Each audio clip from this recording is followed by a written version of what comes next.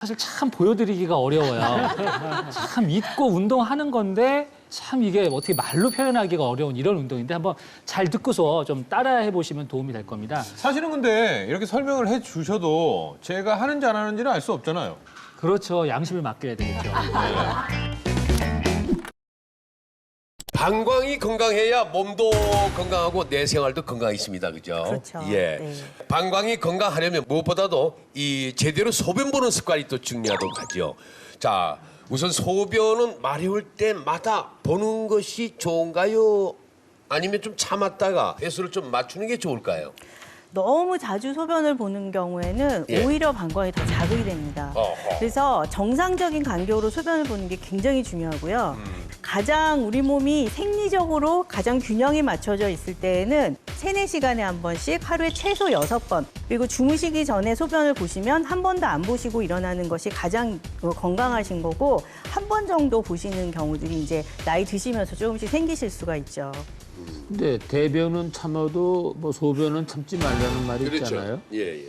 근데 사실은 대변은 3일 동안 안 봐도 사람 안 죽거든요. 네. 소변은 하루만 안 봐도 죽을 수 있습니다. 왜냐하면 소변을 계속 오래 참게 되면은 방광이 망가지게 돼요. 그냥 나중에 염증만 자꾸 생기시는 게 아니라 아주 심하게 얘기를 하면 방광에 풍이 든다고 할 수 있을 정도로 그런 문제가 생기실 수가 있습니다. 방광의 풍이요? 방광의 중풍 말입니까? 말 그대로 방광이 중풍이라고 생각하시면 될 것 같아요. 우리가 중풍하면 마비가 돼서 못 움직이시는 걸 이제 생각하시잖아요. 쉽게 떠오르시잖아요. 예. 방광이 마비가 되면 제대로 일을 못 하겠죠. 어떤 경우에 그런 문제가 생기냐면 방광의 최대 용적은 보통 500cc 정도 되세요. 500cc면 우리 보통 먹는 그 생수병 하나 정도일 텐데 소변을 오래 참을 경우에 한 800에서 1000cc까지도 늘어나요. 1리터 정도.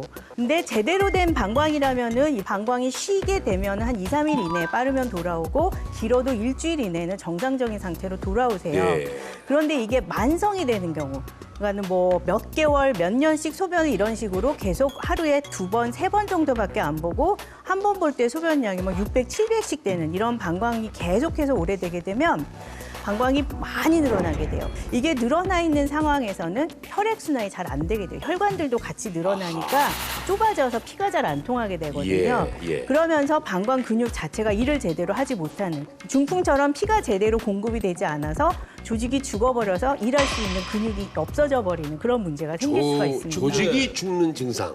그렇죠. 그런데 이게 화장실 문제 때문에 그런 불편함 때문에 물을 아예 안 드시는 분들도 뭐 간혹가다 계시거든요. 네. 그리고 저희 같은 경우에도 뭐 이렇게 생방송이나 자리를 비울 수 없는 행사 같은 경우에는 물을 마시는 걸 좀 조절하기도 하거든요. 물을 뭐 적게 마시면 아무래도 그런 뭐 소변이 많이 차서 뭐 참게 돼서 생기는 그런 일들이 좀 줄어들지 않을까요? 그렇기는 하는데 사실은 소변이 너무 농축이 되면 자극이 더 많이 되죠. 농축된 소변은 방광 점막을 굉장히 더 많이 자극을 합니다. 그러니까 물을 너무 안 드시는 것보다는 적당하게 조금씩 자주 드시는 거. 한꺼번에 많이 드시는 것보다 조금씩 자주 드시면 우리 몸이 일반적으로 이런 활동을 하면서 대사를 시키는 그런 수분들이 있어요. 그렇기 때문에 조금 더 덜 불편하게 되실 거고 지금 사실 이런 스튜디오 같은 경우 이런 데에서 장시간 녹화를 하는데 물을 안 드시잖아요. 그러면 사실 방광엔 굉장히 안 좋습니다. 왜냐하면 소변은 잘 안 마려워지겠지만 나중에 오히려 더 자극이 많이 돼서 탈수가 돼버리기 때문에 방광염이 생길 가능성도 훨씬 더 높아지게 되죠. 여기 물 좀 더 주세요. 그래서 제가 사실 앞에서 지켜보니까 사실 물들을 많이 안 드세요. 근데 사실 좋은 건 아니시고 조금씩 이렇게 틈 박아시면서 물을 드시고 내가 만약에 이렇게 물을 자꾸 먹는데 도저히 중간에 화장실을 가지 않으면 안 될 상황이다. 그러면 병원을 오셔야 되는 거죠. 아들도 물 드시네. 참 지금 시청하시는 분들도 지금 다들 물 드실지도 몰라요. 네, 그리고 아까 박상준 원장님께서 요실금 예방하는 운동법 알려주신다고 하셨죠? 빨리 좀 알려주세요. 마음이 급해요. 네, 그럼 이제 제가 지금부터 네. 이 골반 기저 근육을 좀 강화해서 이 방광의 좀 건강을 지키는 방법을 좀 알려드리겠습니다. 중년 여성의 요실금을 예방하고 방광 건강을 지키는 골반 근육 강화 운동 어떻게 하는 겁니까, 박사님?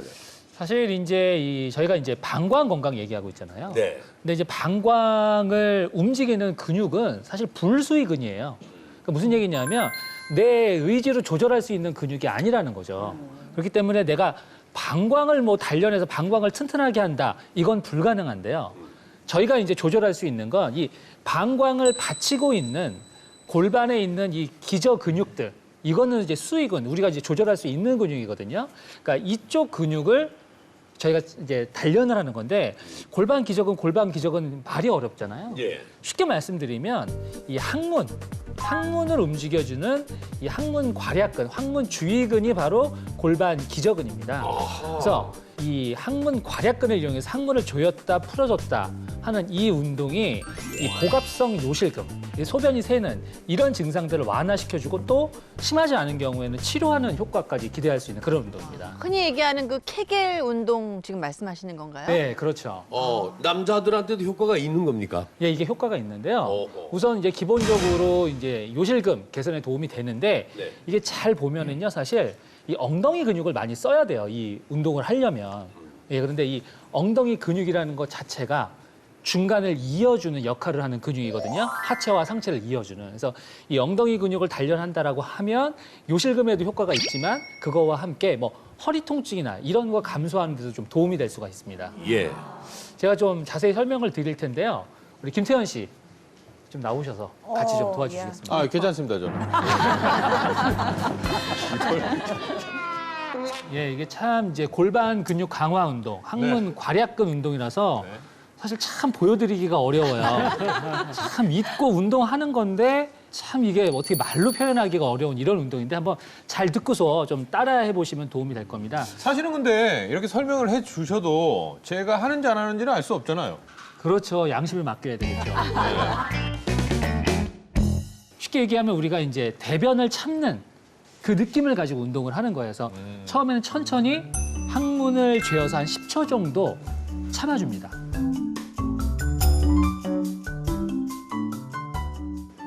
우리 따라 해도 될까요? 네, 앉아서 따라하셔도 되고 태연 씨는 이제 서서 여기서 10초 정도 참아보세요. 원래는 그러니까 이런 느낌인 거잖아요. 하는 이런 느낌으로. 예.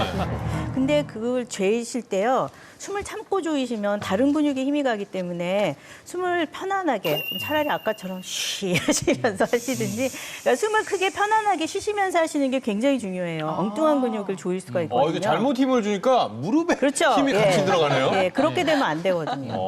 근데 우리가 잘못 알고 있었네요. 케겔 운동 하면 그냥 하고 그냥 가만히 그거는 있는 줄 알았는데 숨을 쉬면서 예, 하라고요? 가장 잘못된 케겔 운동이 이러는 거예요. 네. 아, 그렇구나. 그래서 이제 10초 정도 힘을 줬다가 다시 서서히 풀어서 10초 정도 다시 유지하시는 거예요.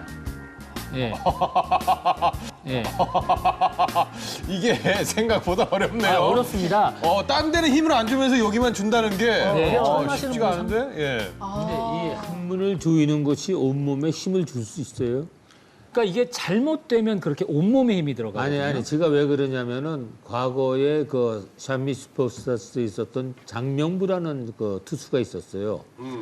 그 투수가 가르쳐 줄 때 빠른 공을 던질 때 항문에다 힘을 주고서 던지라는 얘기를 했거든요. 공 던질 때 항문을 조이고 던지라 그러더라고요. 안 돼, 해보니까요. 힘을 주고 여기까지는 되는데 올리는 순간 풀려요. 이게 해보니까 다리가 이 정도 올라오면 자연스럽게 풀립니다. 그리고 내 디딜 때 이걸 쪼고 있으면 다리가 이렇게 되기 때문에 이게 안 됩니다. 멀리 디뎌야 되니까. 예, 그건 아닌 것 같아요. 예. 그래서 이제 10초 정도는 서서히 조이실 수 있으면 이제 좀 네. 서서히 조였다, 서서히 풀었다 연습하시고 그 다음에는 1, 2초 간격으로 조였다, 풀었다, 조였다, 풀었다를 한 3번 정도 반복하시는 거예요. 예, 하고 계시는 거죠? 지금? 네. 네. 표정이 오명하잖아요, 지금. 얼굴이 빨개지지가 않잖아. 얼굴이 빨개지지 않는 게 정상이에요. 그래요? 네. 왜냐하면 숨을 참지 않고 항문 관략근만 조이니까 이게 편안하게 저는 지금 제가 얘기를 하면서도 근육 운동을 할 수 있거든요. 그러니까 그게 가능하실 정도로 하셔야 되는데 대부분 요실금이 있거나 방광이 약해지시거나 근육이 약해지신 분들 이게 잘 안 되세요. 박 원장님께서 말씀하셨듯이 10초 조였다가 10초 풀고 그다음에 1초씩 짧게 하시라고 하셨잖아요. 10초를 조이는 이유는 요실금이 생기지 않도록 그 요도 밑에 관략근 그쪽을 조여주는 근육을 탄탄하게 해주기 위해서 말통이 생기도록 해주는 목적으로 하는 거고 짧게 조이는 거는 불필요하게 방광에 반사가 일어나지 않도록 방광을 좀 얌전하게 억제시켜주는 효과가 있어요. 근데 이걸 계속 하다 보니까 제가 엉덩이 한번 만져봐요. 네. 이렇게 있으면 지금도 제가 항문을 조였다 풀었다를 하고 있거든요. 네. 근데 처음에 할 때는 이거였어요. 네. 어느 게 맞는 겁니까? 그러니까 이게 각각의 장단점이 있습니다. 아, 우리 둘만 지금 비밀 얘기를 하는 것 같은데.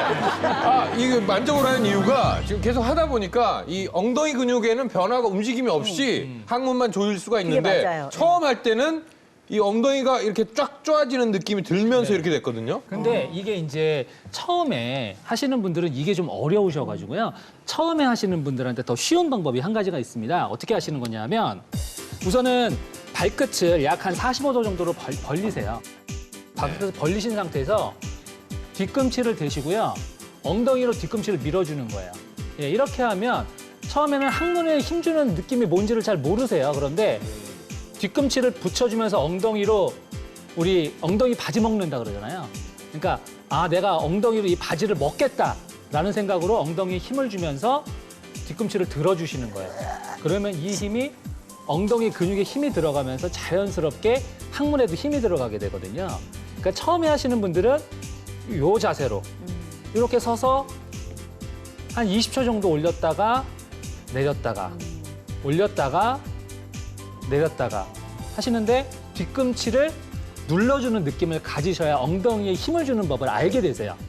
그래서 처음에는 이거를 하시는 게 오히려 항문 자체만을 조였다 풀었다 하는 게 너무 어려우신 분들한테는 이게 오히려 처음에 나으실 수 있고요. 중요한 건 호흡을 편하게 들이셨다 내셨다라는 걸 같이 하셔야지 제대로 된 운동 효과를 기대할 수 그럼 있습니다. 이거를 하루에 말씀하신 대로 어느 정도를 진행을 해야 효과를 좀 느낄 수가 있을까요? 요거를 하루에 한 3회에서 5회 정도, 예, 한 번 할 때 한 20초 정도 해주시면 되고 한 8주 정도 시간이 좀 지나고 나면 조금 좋아지는 걸 느낌을 받으실 수 있고요. 이게 뭐 지하철 같은 데서도 그쵸, 출퇴근하실 예. 때 이렇게 해서 살짝 올렸다가 내렸다 하실 수 있기 때문에 남들은 잘 모르니까 뭐 전혀 상관없겠네요. 네, 그렇죠. 일상생활에서도 많이 좀 활용할 수 있는 이런 방법입니다.